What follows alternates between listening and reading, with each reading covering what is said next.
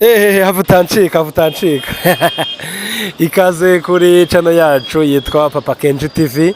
Nk'ibisanzwe rero ubaka kanya noneho twabagereye Nyabugogo. Ese Nyabugogo urahaheruka cyangwa uhagera buri munsi cyangwa uhaheruka mu mwaka washize cyangwa haciyeho iminsi myinshi?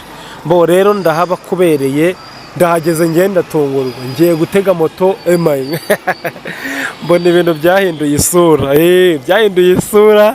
rero nahababereye ngiye kuyibereka. Unuvuga ngo moto bazimburiye parikingi, ngiye kwegera umwe mu bamotari hanyuma muvugishe mubaze ukuntu ibintu byagenze, ukuntu izi mpinduka yazibonye, niba ari byo byiza, niba byarabagoye, niba bibaje na batabikunda aratubwira kabisa. Gusa urabona ko ukuntu baparitse sinzi nawe ukuntu uri kubibona, ngenda ndabona ari byiza pe.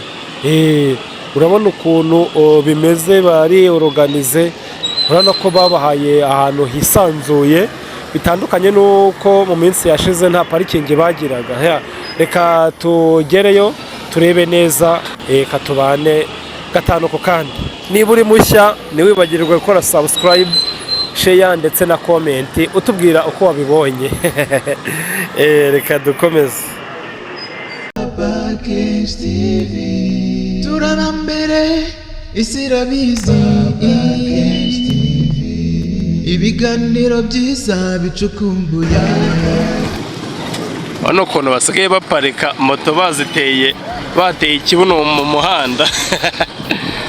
Ariko man birimo discipline, kuko umuntu azajya aza aje gutega tu abona moto neza. Impinduka kabisa zarabaye. Abakiriya baraboneka nta kibazo?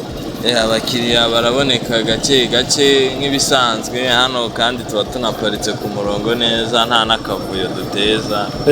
Ngibi ni sawa kabisa. Okay. Wabwira iki abantu bari kuza mu kimotari? Nabaze bashaka amaperime, bafite ibyangombwa byuzuye, baze kuko umurimo nta kibazo rwose. Umurimo nta kibazo kabisa, baze ni karibu. Sawa sawa, murakoze. Sawa. Your dreams, your future. Papa Kenji TV.